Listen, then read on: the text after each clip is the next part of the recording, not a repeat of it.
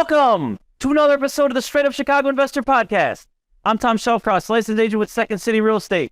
With me as always is Mark Ailey, founder and owner of 𝗣𝗏𝗏 Realty. Mark, it's been a while. It's good to see you. It has, man. I've been trying to figure out how we could hire more people faster. So anyone out there that has a customer service background, we're looking to start you entry level in the property management space if you or you know somebody. So just looking for someone with good customer service skills, and we will grow you from there. Give you a career, baby. Awesome. Link to it in the show notes. Oh, I will, for sure. So how's things on your end, Tom? I feel like it's been a while. No, they've been good. We've actually been very active after being, relatively stagnant the last couple months. One thing I got asked about yesterday is probably worth pointing out is, we're taking down a building that we're doing a gut renovation. We're going to be holding the building. Make sure if you have vacancy, you have no tenants in there because you're doing a rehab, file for vacancy to get the relief on your property taxes. And if you don't know how to do that, you can reach out to our friend Tim Jacobs. You can reach out to me. I can walk you through. It's fairly easy. I believe you got to register. It's like $300 with the city or $350. But yeah, make sure, especially if you're in some of these A-class areas when taxes are over 20 grand, filing for vacancy, that's a huge relief on you. And then next year, because you pay in arrears, your cash flow is just that much more sillier.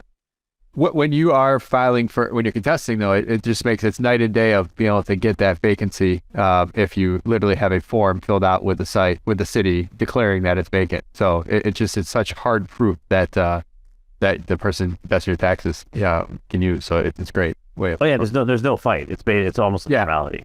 So cool. What do we got for the housing provider tip of the week? So housing provider tip of the week, my commercial brokerage team taught me this many years ago, and I've used it on the development side or on the rehabbing side for our clients as well too. But Google Earth. So on Google Earth, not necessarily when you just Google something up, but you download the actual Google Earth app. They have a measurement tool that you can measure the top of buildings. So when you're measuring a 6 flat or a 2 flat or even a single family, you're trying to understand square footages. There's a lot of different floor plans out there. So a 3-1 in one building might be a lot different than might be. 3-1 might be 900 square feet, and another building, 3-1 might be 1,800 square feet. So understanding how big a building is, you could literally use the measurement tool in Google Earth to literally show that the building's 65 feet deep versus maybe 35 feet in the building you're trying to count. So it's kind of a cool little tip, trying to just measure things and not have to leave your desktop or assume when you're trying to either figure out rents or figure out what price you want to offer. Good stuff. Some gems here. Yeah. Today we have a pretty cool guest here. I think we've only had a couple authors on here so far, but we got the author today of Don't Buy Multifamily, Build It. And he's a local Chicagoan, I think lifelong. We'll learn about that in a second here.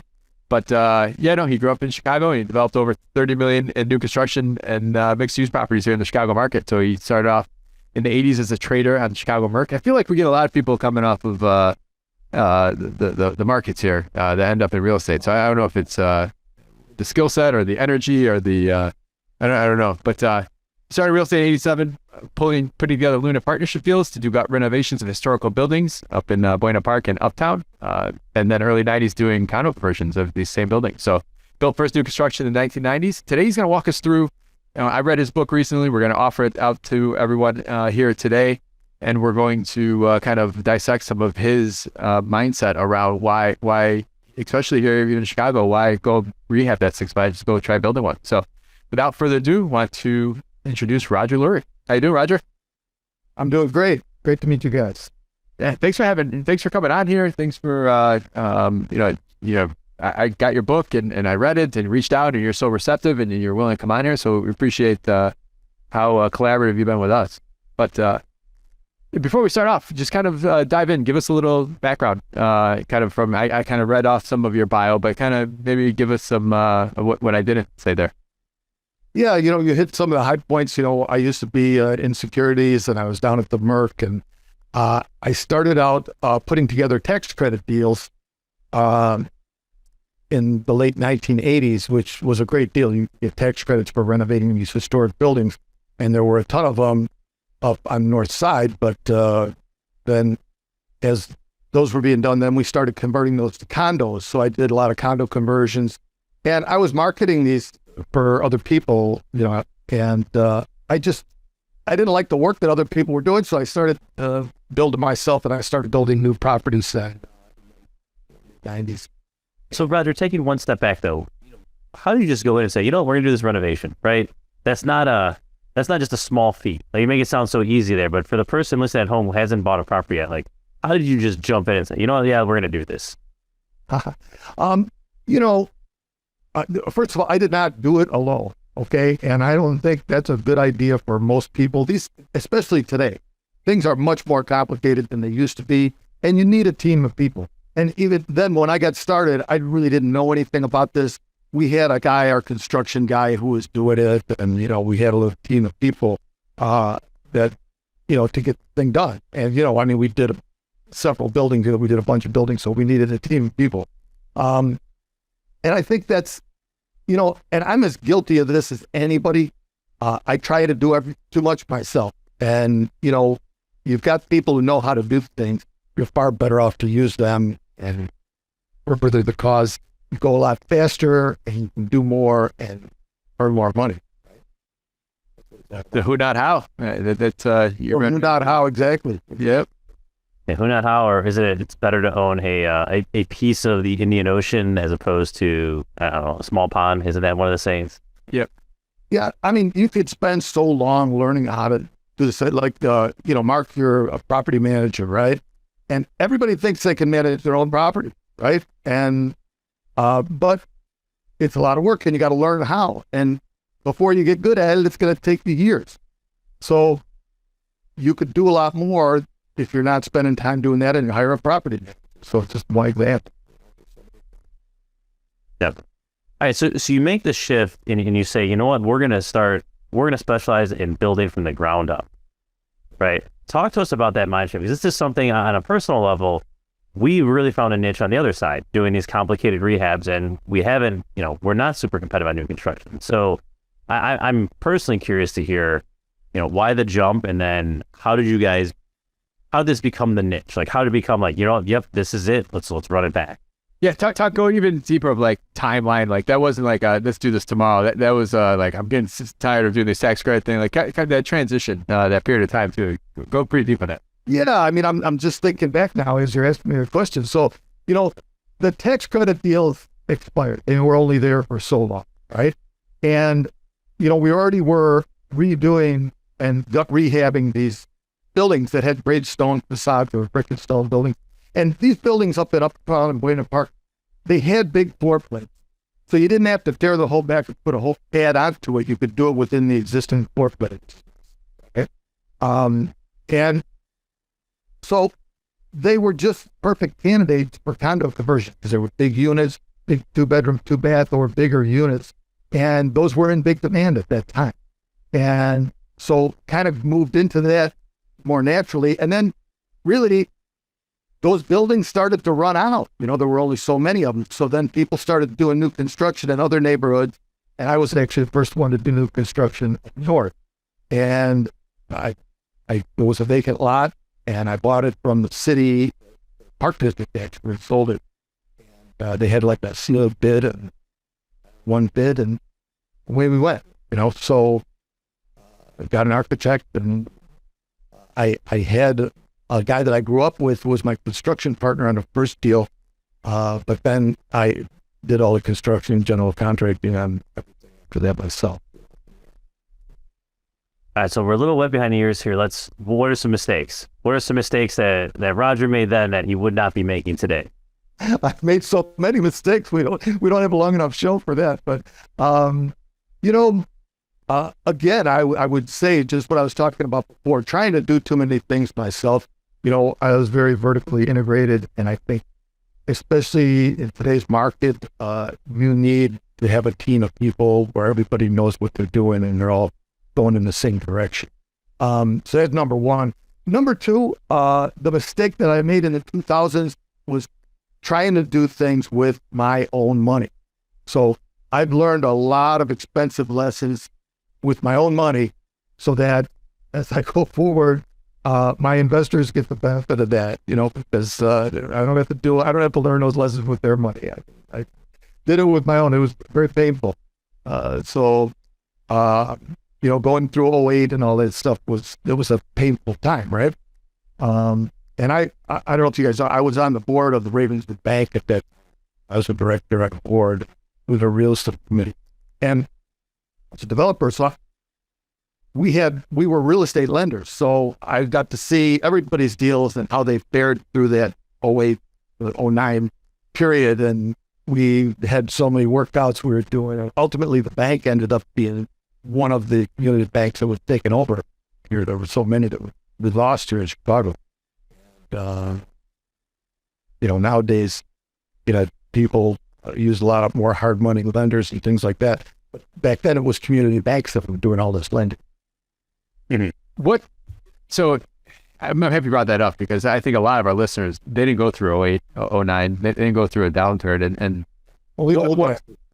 they don't understand, they don't know what like to all of a sudden one day be doing business, the next day the world's falling apart. Like, I don't think we're going to have that anytime soon, but I think market corrections or market slowdowns or different factors that might even be outside of real estate are going to affect things here in the next few years. Like, what are the things that in hindsight you're like, oh, that was a horrible red flag I missed when it came to 2009?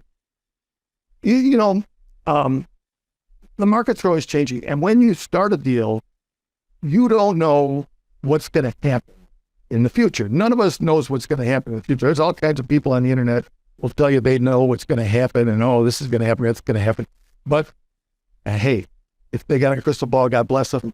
I don't know what's going to happen tomorrow. I don't know if you do, but so when you start a deal, you go into it, and what happens, like with development deals, if you take over a period of time, let's say you do 10 deals, right? You're going to have, if you know what you're doing, if you're good at what you do, you'll have maybe 6 of them that are going to be pretty close to on the money of what you projected you were going to be able to do with it. And there's always surprises along the way.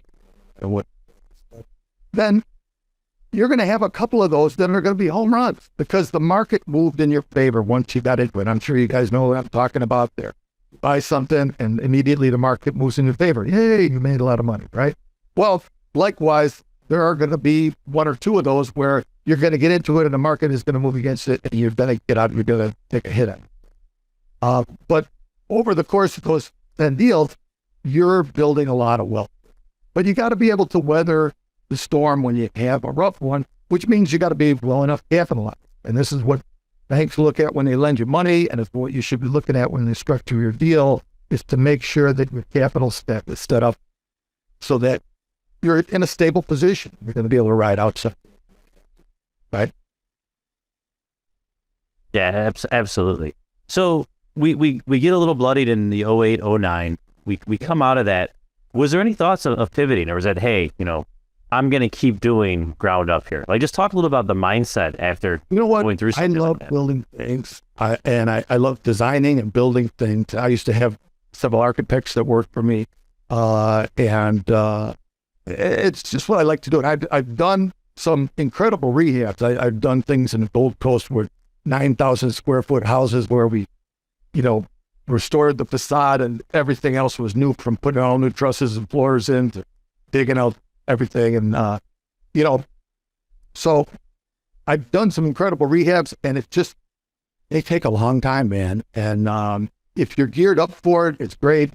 But there are so many things you need to figure out. You go in, you tear it apart, and, oh, we've got this situation that we didn't know we were going to have, and we have to try to figure that out. And so to stop, figure it out, and go, right? That's how it works when you're doing a rehab. But with new construction, you figure it out ahead of time when you put it on paper. And if you know what you're doing, you figure out how you want to build it and how it's going to be most efficient and how it's going to get you the best product that's going to get you the highest rent or the highest sale price when it's finished. And if you design it right and then build it right, you put it on the money. And, I've built a lot of homes and condos for people. I love building places for people and having those people come into their new house and they're all excited to get their new house, brand new. And so that's exciting. So I kind of like that aspect of it. Yep. It does. So talk to me a little about, I got to assume even when you have like fully the right intentions, there's pushback from some of the neighborhood groups, right? You're walking into somewhere and doing new construction, I want to take this and I want to build 8 units. I want to build whatever. Like, not everyone's going to say, great, we love you, thank you. There's going to be pushback. Absolutely. For our listeners who haven't gone through that process, like, talk to us a little bit about just, the emotional side of that, and then how you deal with it, how you collaborate with them, and just get something to the finish line. Yeah, and those situations certainly can be difficult, and they're certainly not uncommon. But, first of all, you have to know your neighborhood, and know your market, and understand what you're up against. So if you know the alderman, and you know the neighborhood, and you know what you're liable to run into, and the biggest thing, and one of the big things I talked about in the book, is you're not trying to reinvent the wheel. If you're doing a project that's similar to things that some other people have done around there, you're going to have a much better idea what you're liable to run into. Be prepared. Nick, do you have anything? Yeah, absolutely. All right, so, the measure is proactively try to get around it, right?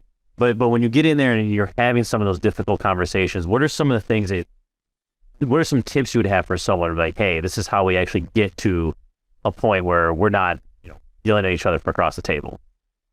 I think the buzzword today is emotional intelligence. You got to try to meet somebody where they're at. Don't get upset about it. Try to understand their position and try to find some common ground with them that you can work with. And it's certainly not always possible, but that's what you try to do, and hopefully, you're in a good spot to do it. So absolutely. Back when you started doing the tax credit properties uptown, Edgewater, Buena Park, it's not like it is today. I'd be curious to know how different it is today versus in the late 80s, and then also kind of other neighborhoods that you've played in on the north side there. The neighborhood, you mean? Yeah. Different? Oh God, it's incredibly different. Most of the buildings in uptown at that time were owned by slumlords, and they were just in terrible condition. We bought a group of 7 buildings up on Kenmore, and I remember we wanted to go into this 1/6 unit. This guy that we bought them from bought like 7 buildings, and we went into his office he had down in the one building downstairs, and we were going to go. We wanted to walk through the building. We hadn't been in the building, and he had this big dude who was a property manager, just a really mean looking dude. And I won't say property manager, he was a rent collector. And he said, you want to go in there? He was like, really? You want to go? And he grabbed his shotgun and threw it over his shoulder. He said, let's go. And we followed him in there with the shotgun over his shoulder. He wouldn't go in there without a shotgun. This is uptown? Yeah. Man, that's crazy. Oh, yeah. This isn't that long ago. When you drive down the street, the heads would be started looking at you in the car, and we stood out like a sore thumb over there. So just to I don't want to take us down a rabbit hole here, but like, that's a drastic change, right? We're not talking that long ago. Like what, Yeah. how did the neighborhood get to its current state then? One building at a time. That's how it happens. Boom, boom, boom, boom, boom, one building at a time, and over a period of a few years, and you get new people moving in. And I've been part of that in many neighborhoods in Old Town, same thing. I remember I bought 3 lots down there, and I ended up building a row of I got some more lots later and built some single family homes over there. And not too far from Cabrini, when Cabrini was still there, they were just starting to take it down. And it was crazy there then, because you'd have, there were a couple new buildings there, and there were, you'd have ladies coming home from work and washing their babies with their work, clothes on. And then they had a bunch of dudes sitting in kitchen chairs smoking cigarettes on the corner of the street. She's walking past them. And when I bought the lots anyway, they were all full of abandoned cars. And I went over there to see them, and I'm standing out there looking around, and the guy walked up to me on the sidewalk. He said, you're the guy that paid, maybe it's like $225,000. I paid pretty huge lot. He said, you're the guy that paid that money. I want to shake your hand. He said, like somebody crazy enough to invest money around here. It must be, Must be something I want to meet this guy. But what gave you that foresight? Or, you know, I mean, I think a lot of people listening are always looking for the next opportunity or the next. Well, just because I had been part of it in one neighborhood, and then I saw that happening in River North, that whole area, the big area west of Orleans over there, and North Beach, Ohio Street. I mean, that area used to be empty, and my friend Howard owned some B office buildings and loft offices. But otherwise, the area was basically empty. And I knew that whole area was coming up. It was a great area. Now it's all built up with high rises. So, you know, when you're in the market for a while, you start to see that kind of flow and how people are going in one direction and another. And, you know, like what we have right now, this whole Fulton Market in West Loop area. You know, well, Fulton Market was basically empty. They had big plots of land. So it was easy to do that. And River North was kind of the same way. There were a lot of empty areas that were just ready for, you know, bigger development as big builders. Yep. All right. So we're talking about smaller buildings now. Yeah. So we have a taste for this. Putting on your you know, your foresight. What your foresight had here. What's the next neighborhood you feel that's going to be like this? Like, what's the teaser you can give our listeners where you say, hey, like, I feel there's going to be development happening, you know, here or here. You know, right now, I've talked about Fulton Market and the West Loop, and the development that's going on there is just incredible. It's like a whole new central business that's going up there. But it's all this, you know, live, work, play stuff, right? So it's all office building, residential tower, entertainment, restaurants, all in one place, which is making the downtown central business district obsolete, basically, right? And but what happens is you get a lot of high income young people moving into these rental towers, which they've been filling up with people. Well, after a few years, people get tired of paying the big rent and living in the little apartments, and they want to move out to the neighborhoods. And actually, the Chicago Architecture Center, they did a thing last year, I think it was, where they went to a bunch of urban planners, and the consensus was that population in Chicago is supposed to grow triple by 2050. Triple. I mean, so that's huge. I mean, and so I think it's going to be a lot of neighborhoods. I think you're going to have a lot going on. So I wouldn't just peg one area. These kind of people are going in different directions. Avondale, there's a lot of things going on now there, and you know, I mean, so many areas, right? Yep. Is there, when you're doing new construction, is there like a basis, like, because there's probably a lot of places in the city you can get a lot for nothing, right? But the cost to build, like, you'll never get it on the back end, right? So are there any metrics you look at where it's like, you know, houses need to be selling at X for me to even entertain this area, or just anything you can share for someone who's newer to, you know, the ground up game? Yeah, and I mean, right, there's plenty of places you can get a lot for very cheap, but then, you know, you can't get anybody to come in there and, you know, move in and either buy or rent from you, you know, for what you need to get out of it after you put all that money in. So again, as I say in the book, the best rule of thumb is, you know what they say, old saying, how you tell a pioneer, right? It's the pioneer gets arrows, or someone gets arrows. Oh, tell a pioneer, they're the ones with the arrows in their back, right? You don't want to get too far off the beaten path. I mean, I think, you know, look what other people are doing and do something similar. Don't get too far ahead of them, you know, because you might be in a perfect place, but if you're there too early, you're going to get hurt, you know, and you need to be, you want to be on the cusp of that, but don't get too far in front.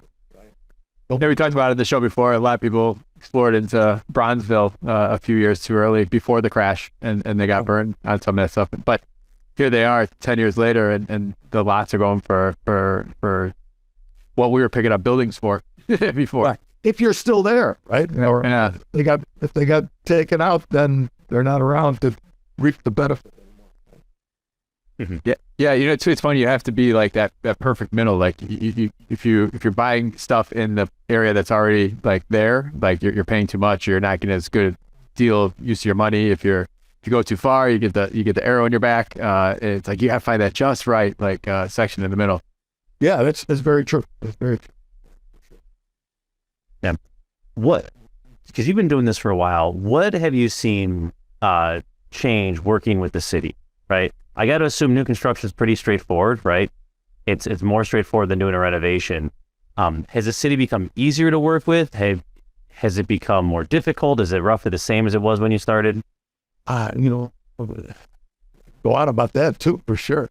But, one thing that's changed since the pandemic is that it's much harder to go in there and talk to somebody, get anybody to talk to, so that's certainly easy. But a lot of things have changed with the zoning or how they do the PDs and things like that these days. Yeah,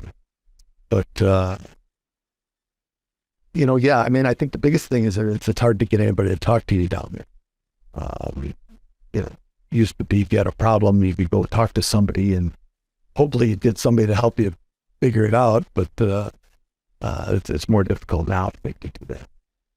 Got it. No, I concur, and I apologize. I didn't mean to set you up there because I know I can almost read your mind what you want to say. So it's what I want to say too. So, but thanks for handling that gracefully. I didn't mean to bring up the sore subject. Hey, but it's the day after election day, so we have a new mayor, so probably everything will be worked out. Yeah, everything will be different, right? So, what have you seen on the construction side? Obviously, we COVID was crazy. We had all the supply issues, prices were, just, it was like someone was throwing out random numbers, like a pinball machine, like, oh, this is my number, this is what it's going to cost. That is somewhat stabilized. At least I still see labor shortage. Like, are you feeling the same thing? Are you still struggling to find, quality licensed people across the board, or is it, game on as usual? I think struggling to find quality people is more the usual, I think. I think that's been that most of the time. The times when they've been easier to find have been few and far between it. So, yeah, sometimes it's more difficult, and certainly with the pandemic, it was, much tougher to get anything done, but I think things have settled down now. Prices, of course, are way up, and everything costs more now, but, difficulty finding good contractors has always been the trick, so if you're building things, you're doing renovations, it's always, one of the most difficult aspects is to keep a good set of subcontractors. You talk a lot about in the book about building your team, and contractors are one of them. What are the other talk to us about in your career, some of the key people that might have spanned multiple parts of your career that were key roles of your team? Usually you find attorneys you like to work with and you keep working with them. You know each other and you keep doing that, right? Architects, depending on the project you're doing, sometimes you use different architects, but, usually you get people that you like to work with and you continue to work with them, right? So, yeah, I mean, I think generally when you get people and they did a good job for you, you're going to use them again, right? Doesn't mean you're not going to price it out. If price starts to get crazy, you might have to make a switch, but more often than not, you're going to use people that you're comfortable with, and you know what to expect from, because you don't want surprises, right? Surprises suck. Nobody wants surprises. So you got somebody that's steady and you know what you can expect from. He's going to give you what you want. Usually you stick with him. In the world of architects, do you think there's a big difference in remodel versus new construction? Like there's usually two different skill sets? Not necessarily, but yes, normally, with remodel, usually you don't want to spend a lot of money, obviously. The architect, as long as they're good and they know what they're doing, you're okay. And if they know how to give you some drawings that you're going to be able to get a permit and build from. So the more complicated your project gets, the more you need an architect who's going to do it, So, for example, Tom, if you're doing buildings that are similar all the time, your construction guys may know mostly what they're going to do. and they don't need real detailed plans. But when you're building a new project, you want things detailed out so that you've got it on paper.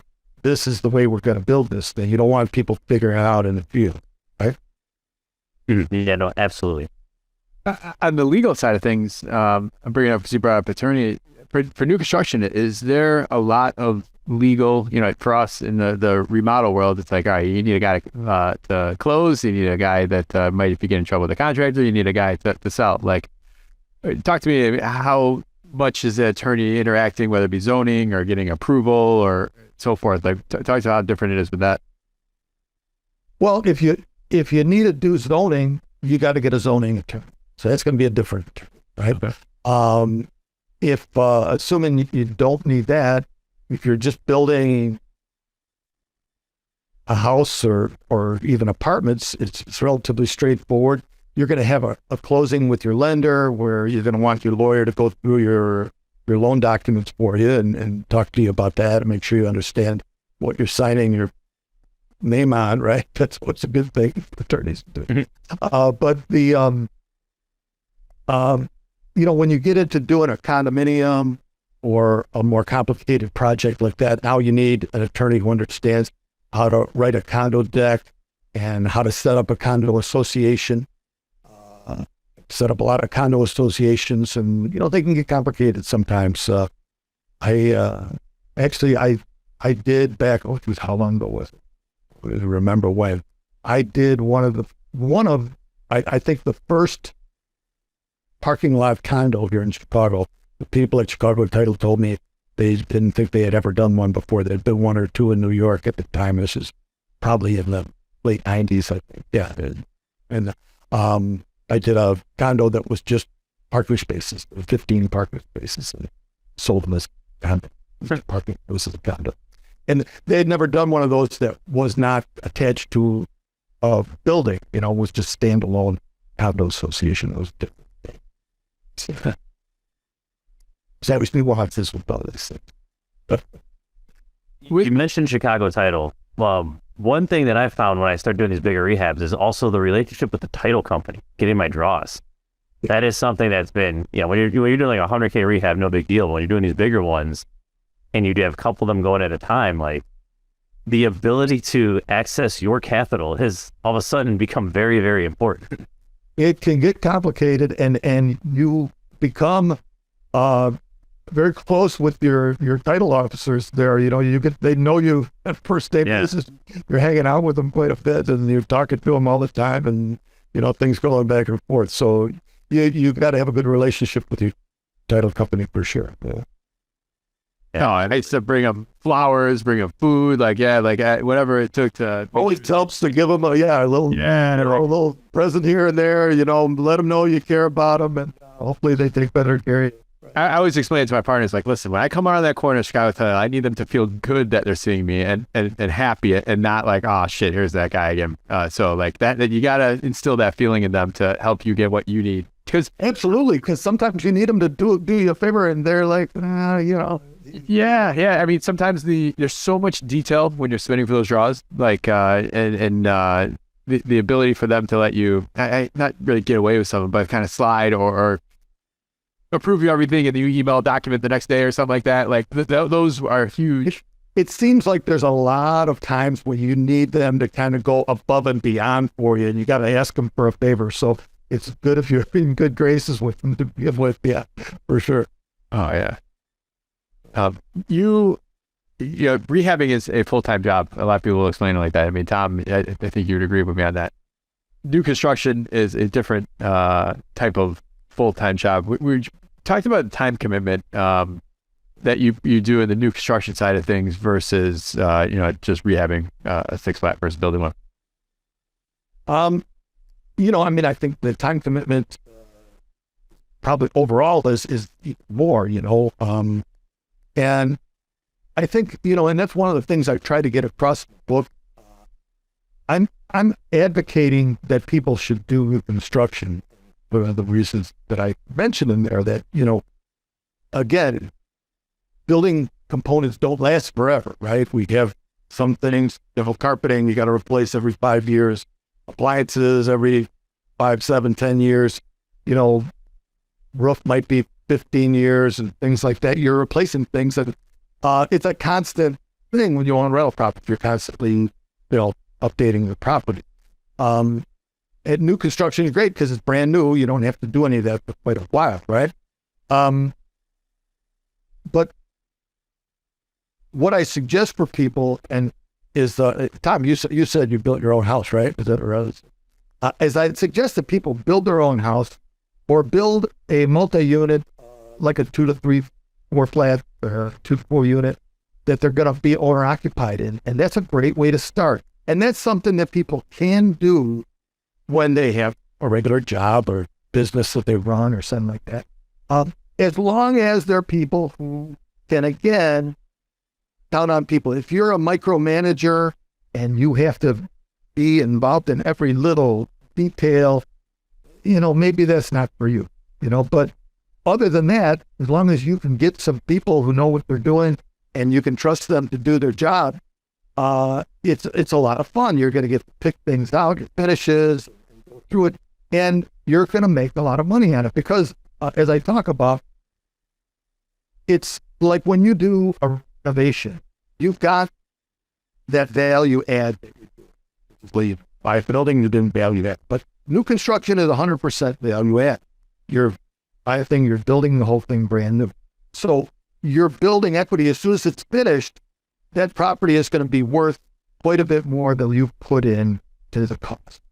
And so you've got your total cost for your land, your hard and soft costs, and then the property is going to appraise out for more when it's rented out, or certainly if you're selling it as like a spec house or a condo when it's finished, then that difference is even bigger, right? But you get to take advantage of that. So when you move in, as you build yourself a house, Tom, I'm guessing when you moved into your house, that house is worth quite a bit more than you spent to build it, right? It worked out nicely. It would have worked out perfectly. And then on top of that, it was when things were going bonkers. So you had the tailwind as well. That's what I was talking about before, right? I mean, the market moved in your favor, so you made even more on it, right? Yeah. It doesn't always happen, but you know, it does happen, right? And but by building your own house, you get that bump in your equity as soon as you move into it, right? And the same way, and even to a larger degree, when you build a 2 or 3 unit that you're going to move in that's going to be owner occupied, even more so. And then you've got people to help you pay your rent and pay your mortgage down, right? So those are 2 great ways to get started that you can do without going crazy. Other than that, if you're going to start building a bigger project, you know, it's going to take a lot more of their attention. And if you are running a business or have a job, it's, you know, unless you're doing it professionally, it's going to be. So you want to partner up with people who can get it done. That's why I work with passive investors so that I can do projects. And then, as I was talking about the strategy before, you're building a lot of wealth over time, and you're able to take advantage of, Mark, you were asking about exit strategies before. So a lot of times you're able to do these, you know, they sometimes call it easy 1031, where you're selling one property and taking that gain in the same year that you put a new property into service, so that you can take that bonus depreciation and cancel out some of the gain there, right? So there are a lot of different tax things you can do. And I said before, I started out doing tax strategies, these tax credits. You know, you got to take advantage of what is available in the current code. This bonus depreciation, they give it cost segregation, the big thing that they have for us now. Yeah, absolutely. All right, so I want to bring up we've talked about condo conversion. That's been brought up a few times. It sounds like you've done a few of those. I've been exploring, we haven't pulled the trigger on it yet, but we've been exploring condo deconversions, right? It's almost flipped back the other way now, where these things are, you know, you could almost, if you have the right broker taking it down, you know, they can be set up as, you know, a nice buyout and, you know, a good price per door purchase for a long-term investor. So Yeah, is that something you follow in the market? Like, talk to me about like the potential for deconversion. No, it's now. not something that I follow that much, but it's something that is a strategy that people are using today successfully because the rents are so strong right now. And what happens with condo properties, condo properties generally don't appreciate as much over time. And of course, as you're doing these things, people, they don't want to improve the properties. We're talking about properties need constant improvement as they get older. And people don't want to spend that money. They don't want to put that money into their assessment to improve the building and keep it up. So the buildings tend to be, as new buildings are built, new buildings are always more desirable. So they get a premium price. And the older buildings kind of stay a little more level. They may appreciate a little bit. And then if the association, especially when people don't care about it anymore and you've got a lot of absentee owners, the values can actually go down, and then that's where they become deconversion targets. So back when there were a lot of condo converters like American Investor and people like that were buying apartment buildings and rehabbing them and turning them into condos, and then new construction started to come up with new construction condos.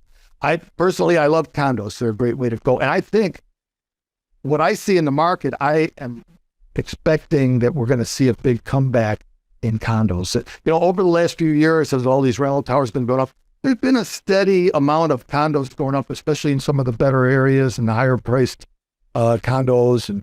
But I think you're going to see a lot more of those because of as I was saying before about how we're expecting the population to blow up here, and it's going to mean more density. And of course, people can't afford single family homes like they once could.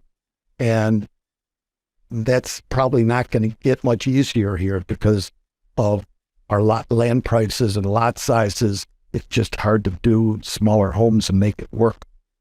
So, single family homes are probably there's still plenty of people that can afford them, but there's also a lot more people and a growing market of people who can't. And that's where condos, I think, will start to come back, even though there's deconversions going the other way, But I imagine we call it the 5,000 or 7,000 apartments units that the new construction that came on that line here the last 10 years. I imagine some of those were built with the mindset that they could be easily converted as an exit strategy as well down the road. Right. And so I don't know how much of that'll happen. It'll be interesting to see. In the 2000s, there were condo projects going up all over, high-rise condos and all kinds of condos. But the problem was back then, most of the condos were big units, 2 bedrooms, and there wasn't a market for those as rentals. So when the prices of them dropped, the lenders and the owners, they couldn't turn around and rent them and get enough out of them to pay for what they had put into them because they were bigger units than they would have built as rented, bigger and more luxurious units. Now the rental market has come and gotten more expensive to where people are paying more and looking for bigger spaces to rent. But a lot of these new buildings you're talking about, they've gone to smaller units and more amenities in the building. And those are the ones that are very popular now. The units have gotten smaller and they've got all kinds of every imaginable amenity in the building. And people seem to like that better. They don't want to spend time in their apartments and that. But I have to think when people buy something, they want some space that they're very, maybe that'll change. I don't know. I think the lack of supply might drive that for especially the younger people that want to buy something or feel that renting's not, that's kind of my mindset was in that. But absolutely. And I think you might be right about that, but it's it could go either way. We'll see. It's our crystal balls. We'll see whose crystal ball. Right. Not just about, I get questions all the time about joint ventures. A lot of times because people don't have the land or don't have the building, or one person has the land, the other person has the building skills. Like if someone is a builder, has the ability to build something, but they maybe they don't have the 250 or 300,000 to actually buy the lot. How have you worked on any kind of joint ventures there, or have you seen any kind of tips or approaches for structuring something like that? Yeah, I mean, and in fact, it's not unusual. For example, I did some townhomes in the West Loop, and it was a garage, and the guy that owned the garage put up the building, and I put up a dozen townhomes there, the portico townhomes there in Aberdeen and Monroe. It was a nice project, and it used to be one of these boat truss roof garage buildings. It was about 20,000 square feet or something like that. And actually, I'm looking at a couple of projects like that right now. A lot of times, some of these owned a business for a long time and they've got a building and they don't want to run the business anymore. And that piece of equity, they've got a huge piece of equity, the land is building is paid for, and they're in a great position to develop it. They don't want to run the business anymore. Maybe the business has gone downhill over the years and they're just done with it. And they've got a nice property that, was a perfect candidate for that a lot of times. So you can do it with their equity or sometimes bring some more equity or whatever. So that is pretty common, yeah. I actually heard a pretty cool thing a couple of summers ago. A guy had a lot, and I don't know any of the details, and I can't remember the guy's name, somebody I met through 𝗵𝗵, but he basically had a lot. Developer approached him and said, hey, listen, I'm going to build 18 or 24 condos, and I'll give you one of the condos. And that was his part of his compensation. He got one of the top penthouse places that's valued at $400,000 or something like that. So that was kind of a cool idea of it being structured. Yeah, so it makes sense for somebody. They want a new house. You get a new place to live. Yep. So we're going to, promote the heck out of the book, promote the heck out of this episode. We didn't dive too much in all the details, which I'm kind of happy of, because there's a lot that someone can reach out and kind of go and dive in themselves on your book. There's a lot of good value here. And I love the fact that it pertains so much to Chicago. But Tom, any other questions before we wrap up here? No, I guess one, just one macro level question, like future Chicago, right? You see population growing. It sounds like you're pretty bullish, but just, lay it out there. Are you still looking to do development here? I am, and I'm very bullish, and I'll tell you why. I believe, when you look at, again, I try not to reinvent the wheel, but if you look at the big guys, related companies, Sterling Bay, they've got this big Lincoln Yards and the 72 mega projects, right? But there are many mega projects coming up in Chicago now that are already approved, and in some stage. There's the thing down at 𝗏𝗏cy Hospital down in Lakefront that Goodwin was doing. So there's several of these. But you see what's happened in the Fulton Market and West Loop area. Most of that land has been developed already. And now you're going to see Sterling Bay turning to do that in Lincoln Yards. And that's going to make a huge impact on the north side. And then the 78 is going to do the same thing just south on the river, just south of the loop. But there's a reason these guys have invested so much capital. They've invested a huge amount of capital. And they're making a ton of money also. But the reason is that I believe Chicago is going to be a destination for people displaced by climate change. We got water. We don't have, our weather's pretty moderate compared to, we don't have hurricanes. We don't have floods. We're pretty moderate. We've got water. And I think a lot of people are going to head this direction. And so I think that's going to be one of the driving forces over this next 10 to 20 years. Again, I don't have a crystal ball, but we'll see.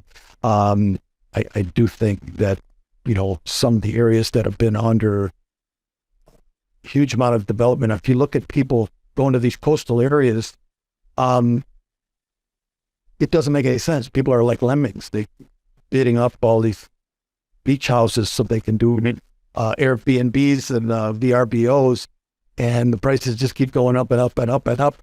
And, the way this stuff works, it'll go up and up and up and up. And then next thing you know, and people won't be able to get rid of them fast enough, and they'll be running the other direction, So, which I unfortunately, I feel with what's happening, I feel it's inevitable with what's going on with the climate. So, there's going to be a lot of changes coming, and I think Chicago is going to be a big benefactor. I heard something about hurricanes. People think climate change and hurricanes, and the hurricanes aren't getting stronger. Just more people are getting greedy to develop more expensive land along these coasts and causing them to be way more expensive. So it's just population. and the amount of infrastructure that's getting destroyed versus the actual hurricane being stronger due to weather. And as a country, how much of that can we afford to pay for? Keep paying for that every year, every couple of years, keep paying for these, $500 billion bills for all these disasters, Yeah. So. All right, we got to check out episode 198 with Sterling Bay. Talked about a little about film market, but mostly about Lincoln Yards. So that was a good episode too. Yeah. Cool. All right, you ready for the wrap up, Roger? I'm ready when you are. All right, what has been your competitive advantage in new construction? How have you been able to do this while people listening wish they could? I guess, like I said, I've been around the block a few times. I've learned a couple things over the years. But I just kind of take it one day at a time. I think that's the only way to do it, and you got to approach it logically and structure your numbers the right way. And I'm big on the numbers, and you'll see if you get my book, there's a video attached. I've got a link in there so you can get a little video that helps explain some of the numbers, the equity numbers in the book. And I think the equity numbers I have in the book are what you really need to understand. When you build a new construction, it's all about the equity. It's not a cash flow deal like when you buy an existing building. You got to understand the equity side of it. So I go through that in some detail, and I have the video to support that, because a lot of us these days, it's easier to watch a video than to scratch your head and look at a bunch of spreadsheets. Yep. So the book has a lot of advice, but what is one piece of advice that you would tell someone that is yet to buy their first property here in Chicago? What kind of property? Anything. Someone's looking to get started, they're going to buy a 2-unit, live in one unit and rent out the other. Okay, right. I think that's fairly straightforward. Just find a neighborhood that you like and want to be in, and try and get a building in the best condition that you can. It's duplexes are very popular now, and it's a great way to go. Whether you're building a new one or buying an existing one, it's a great way to go, to have an income, 1 or 2 income units in the building. In fact, my son, he's 19, and it's what he's been saving his money. He's focused on getting himself like a duplex or something like that to get started right away. Good for him. Yeah, he's on it. He's salting all his money away while he's living at home and looking to buy something. So that's a great way to get started. All right, Roger, what do you do for fun? What do I do for fun? Oh, geez. Well, I've been in martial arts for 40 years. I've been an instructor. I had a martial arts school for about 10 years. So I have thousands of students, and I'm getting over the hill now. But I used to do kickboxing when I was younger, and I've been teaching martial arts for many years. So I do that. I do yoga. I try to stay healthy. I'm planning to be around for quite a while, so I'm trying to develop habits that are going to keep that, make that happen. We'll see. Again, I don't have a crystal ball in it, but I love it. You build people a building, then you'll kick their ass. It's awesome. You can't say your own book, but what's a good book, podcast, or self-development activity, either one of those, that you would recommend to our listeners? Well, again, self-development, I think yoga is a great thing to do for your body, for your mind. I go work out, several days a week, and I think that's really important for all of us, So that's a great thing to do. So many people are following podcasts to learn about investing in multifamily and things like that today, which is why I wrote the book, because I thought people needed to learn about, building new construction also, because they saw there wasn't anybody out there really doing that. And I think, I tried to make it as simple as possible for somebody getting started out in the book, but given the ammunition that they need. There's just so many of these podcasts like Bigger Pockets and everybody that are so great today. You guys are doing a great job here, and I think it's great to have somebody in Chicago doing what you're doing. So thanks for doing the work that you're doing, and hopefully I think people out there appreciate it, and you're giving some great tips. The tips you did in the beginning were awesome. It was great. Awesome. Appreciate the kind words. Yeah. Besides yourself, name one person in your network that you'd highly recommend to other investors as a quality resource. Oh, just one person. Yeah, a group, company. Give us a lender, an agent, anyone. Well, I could tout my friend Andy Saul, and Andy has First Eagle Bank. They're in the West Loop. And Andy does a lot of construction lending on smaller projects, and he really knows his stuff. He's been at it a long time, and so Andy's a great guy to know. He's got several guys making loans there, loan officers are doing construction and rehab, new construction and rehab loans, and he works with some great builders. So he's a great resource. That's awesome. That reminds me, Farouk is one of his lenders. Talk about him. Which I believe Prashant did as his person on his recent episode too. Yeah. Come full circle here. Yeah. All right, cool. Roger, thank you so much. You provide a ton of value to our listeners. How can they learn more about you? Is there any way they can provide value to you? People got a question about a project or something like that, they're welcome to contact me. If I can't help them, I steer them in the right direction for sure. You guys have my contact information up there, but it's LD2 Development is my company, LD2. And welcome to find me. You can find me online or on most of the social media and things like that. All right. Mark, you ready for the Chicago Fact? Yes. Today we're playing Chicago Facts sponsored by Renovo Financial. And today we're playing for Maureen Deeds. So Maureen, if I or Roger get this Chicago Fact right, you get a $50 gift card brought to you by Renovo Financial. Nice. Market's first shot at this. I'm ready.